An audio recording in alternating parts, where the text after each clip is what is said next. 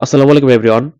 BPL এর নবম ম্যাচে আজ দুপুর ২টায় শুক্রবার ঢাকা ক্যাপিটালসের মুখোমুখি হচ্ছে চট্টগ্রাম রয়্যালস দল, যাদেরকে মাঝে মধ্যে বলা হয় কমিটির টিম।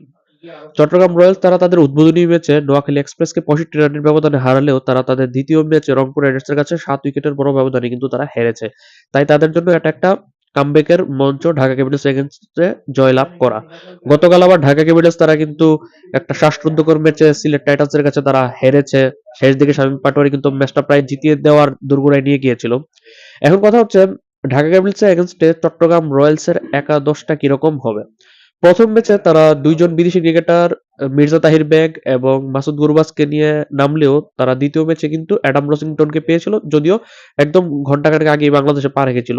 তবে এখন তাদের কাছে অপশন আছে আরো দুইজন পাকিস্তানি ক্রিকেটার আসিফ আলী এবং আমির জামাল অলরেডি দুদিন আগে দলের সাথে জয়েন করেছে। তাই তাদের কাছে এখন লাক্সারি আছে যে 5 জন বিদেশি ক্রিকেটার থেকে যে কোনো 3 বা 4 জনকে একাদশে নেওয়া। এখন তারা হয়তোবা মাসুদ গুরবাজকে বসিয়ে তারা আসিফ আলী, আমির জামাল, অ্যাডাম রসিংটন এবং মির্জা তাহির বেগকে হয়তোবা তারা খেলাবে 4 জন। তবে তাদের টিম কম্বিনেশন মিলাতে গেলে তাদের 5টা বিদেশি ক্রিকেটার অপশন থাকার পরেও তাদের হয়তোবা 3 জন বিদেশি নিয়েও খেলা লাগতে পারে, অথবা 4 জন বিদেশি নিয়েও খেলা যাবে। তবে সেক্ষেত্রে দেশীয় ওপেনারের সংখ্যা কমিয়ে দিতে হবে। কারণ সবশেষ ম্যাচে যে তারা 5 জন ওপেনার ব্যাটসম্যানকে নিয়ে খেলেছে, ওপেন করেছে নাইম এবং রসিংটন, 3-এ নেমেছিল মির্জা তাহির বেগ, 4-এ মাহমুদুল হাসান জয়, 5-এ নেমেছিল মাহফিজুল ইসলাম রবিন। এই 4-5-এ নামা 2 জন ক্রিকেটারই কিন্তু ওপেনার ব্যাটসম্যান। এর মধ্যে থেকে রবিন তো প্রপার ওপেনার। অন্যদিকে জয় বিপিএল এ মাঝে মধ্যে 3-4-এ খেলতে দেখা গেছে। তারপরে ওই যে 1 থেকে 5 জন 5 পর্যন্ত যে 5টা ওপেনার ব্যাটসম্যান নিয়ে তারা খেলেছে, এর মেইন কারণ হচ্ছে তাদের মিডল অর্ডারে কোনো প্রপার মিডল অর্ডার ব্যাটসম্যান না থাকা। জিয়াউর রহমান শুভগত হুমকে 2 ম্যাচের একটা তো নেওয়া হয়নি। তারপরে তারা আসলে মিডল অর্ডার নয়, তারা লোয়ার মিডল অর্ডার ব্যাটসম্যান। অন্যদিকে এই দলের মধ্যে কিন্তু গত ম্যাচে খেলেছিল 6 নম্বরে মাসুদ গুরবাজ, 7 নম্বরে মাহিদি হাসান, 8-এ খেলেছিল আবু হায়দার রনি। এখন দলের শক্তিমত্তা বাড়াতেই মূলত মিডল অর্ডারে আসিফ আলী এবং আমির জামালকে সংযুক্ত করা হয়েছে। Asif Ali proper middle order batsman, পাশাপাশি আমির জামাল লোয়ার মিডল অর্ডারে নামতে পারবে। সেক্ষেত্রে এই 2 জন ক্রিকেটার যদি একাদশে থাকবে মোটামুটি কনফার্ম। মোটামুটি কনফার্ম বলতে কনফার্মই। অ্যাডাম রসিংটন থাকবে, সাথে মির্জা তাহির বেগকে রাখা হতে পারে। যদিও গত ম্যাচে সে 24 বলে 20 রান করেছে। এর আগের ম্যাচে 80 রান করলেও বল খরচ করেছে 69টা।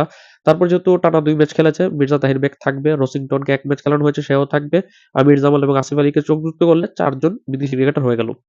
বাকি সবশেষ গত ম্যাচে যেহেতু 8-3 ফরম্যাটে খেলেছিল, অর্থাৎ 3 বিদেশির সাথে 8 জন দেশি, সেই 8 জন দেশীয় ক্রিকেটার থেকে 7 জনকে কমিয়ে আনতে হবে। এখন যদি আমরা দেখি 8 জন দেশীয় ক্রিকেটার কারা ছিল গত ম্যাচে: নাইম শেখ, মাহমুদুল হাসান জয়, মাহফিজুল ইসলাম রবিন, শেখ মেহেদী হাসান, তানভীর ইসলাম 2 স্পিনার এবং 3 পেসার আবু হায়দার রনি, মুকিদুল ইসলাম মুগ্ধ এবং শরীফুল ইসলাম। এর মধ্যে থেকে ওপেনার ব্যাটসম্যান নাইম শেখ তো থাকবেই। দলের সবচাইতে বিপিএল এর সবচাইতে দামি ক্রিকেটার সে।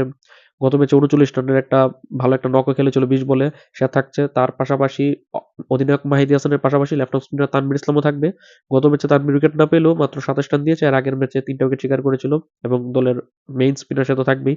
3 পেসার রনি, মুকিদুল এবং শরীফুলের মধ্য থেকে শরীফুল ইসলাম তো দলের মেইন লিডিং পেসার, সে থাকবেই। মুকিদুল গত ম্যাচে 5 রান দিয়ে 2 উইকেট শিকার করেছে। এর আগের ম্যাচে 2 উইকেট শিকার করেছে, তাই মুকিদুলও থাকবে। অর্থাৎ শরীফুল ইসলাম, মুকিদুল ইসলাম মুগ্ধ, মাহিদী হাসান, তানভীর ইসলাম এবং নাইম শেখ, এই 5 জন তো কনফার্ম থাকবে। এখন ষষ্ঠ এবং সপ্তম 2টা দেশি ক্রিকেটার কারা হবে? গত ম্যাচে খেলেছিল রবিন, জয়, 2 ওপেনার যাদেরকে 4 এবং 5-এ খেলানো হয়েছিল, এবং দলে ছিল গত ম্যাচে আবু আবু হায়দার রনি। যদিও রনিকে গত ম্যাচে বোলিং করানো হয়নি। তো এই 3 জন থেকে যেকোনো 2 জন খেলাতে হবে। এখন যদি তারা আবু হায়দার রনিকে খেলাতে চায়, যে একটা বাঁহাতি পেসার এবং বিপিএল এ নিয়মিত পারফর্মার এবং লোয়ার মিডল অর্ডারে ব্যাটিং করতে পারে, তাহলে তাদের রবিন এবং জয় 2 জনের যেকোনো একজনকে বাদ দিতে হবে। সেক্ষেত্রে হয়তোবা আমি প্রেফার করব যদি তারা রনিকে খেলায়, সেক্ষেত্রে 2 আ দেশীয় ওপেনার ব্যাটসম্যান এই 2 জন থেকে যদি একজনকে খেলায়, সেক্ষেত্রে তারা জয়কে খেলাতে পারে। কারণ জয়কে তারা গত ম্যাচে 4 নম্বরে খেলিয়েছে। আর রবিনকে তারা গত ম্যাচে 5 নম্বরে খেলিয়েছে। তাকে 5 এ খেলানোর চেয়ে তাকে না খেলানোই বেটার। তবে আবার দলের সাথে শেষ মুহূর্তে যে সাদমান ইসলামকেও দলে সংযুক্ত করা হয়েছে, সেই হিসাবে যদি তারা সাদমানকে সুযোগ দিতে যায়, সেক্ষেত্রে এই 2 ওপেনারের মধ্যে রবিন এবং জয়ের মধ্যে থেকে যেকোনো একজন বাদ পড়ে সাদমান আসলে তখন আবু হায়দার রনিকে বাদ দিতে হবে। অথবা যদি এই 2 জন ওপেনারের যেকোনো একজনের জায়গাতে সাদমানকে এনে আবার রনিকেও যদি রাখা হয়, সেক্ষেত্রে আম বিদেশি একজন কমাতে হবে। তাই এখানে সবকিছু মিলিয়ে মূলত যেহেতু তারা 3 বিদেশি থেকে 4 বিদেশিতে পদার্পণ করতে যাচ্ছে, তার কারণে কিন্তু তাদের একাদশে কিন্তু দেশীয় ক্রিকেটারের সংখ্যা কমে আসবে একজন। সেই হিসাবে তাদের একটু ব্যাক পোহাতে হবে। তারপরেও তাদের মিডল অর্ডারের সমস্যা পুরোপুরি সমাধান হবে না। ধরে নিলাম আমরা যে তারা সাদমানকে আজকের ম্যাচে তারা নামালো না। তারা জয় এবং রবিন ২ জনের মধ্যে থেকে জয়কে রাখলো, রবিনকে ড্রপ করে দিল এবং আবু দারুণই থাকলো।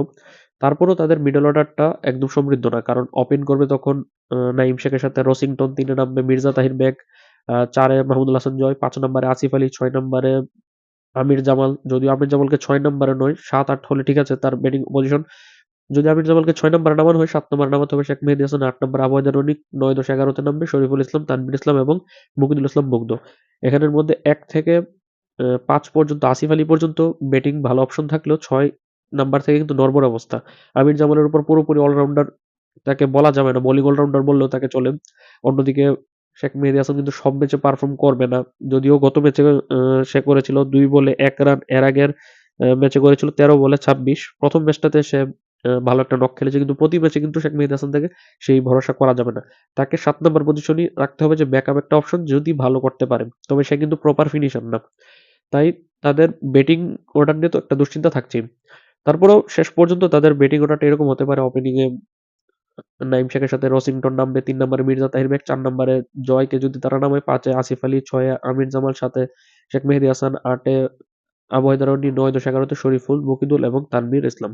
আপনার কাছে কি মনে হয় যে এভাবে করে ৭ জন দেশির সাথে ৪ বিদেশি খেলে এভাবে টিমটা সাজানো উচিত, নাকি তাদের মিডল অর্ডার একটু শক্তিশালী করার ক্ষেত্রে তারা আরো একজন মিডল অর্ডার ব্যাটসম্যান দেশীয় এড করে তারা একটা বিদেশি ওপেনার কমিয়ে ফেলা উচিত? বিদেশি যদি কেউ বাদ যায় সেক্ষেত্রে তারা মির্জা তাহির বেগকে তাদের ড্রপ করতে হবে। তার জায়গাতে এখানে দেশীয়দের মধ্যে থেকে তাদের মিডল অর্ডার সমৃদ্ধ করতে হলে তাদের জিয়াউর রহমান অথবা শোভাগত হোমের যেকোনো একজনকে নিতে হবে, যাকে তারা ৭ নম্বরে খেলাতে পারে। আপনার মতামত অবশ্যই কমেন্টে জানাবেন। আল্লাহ হাফেজ।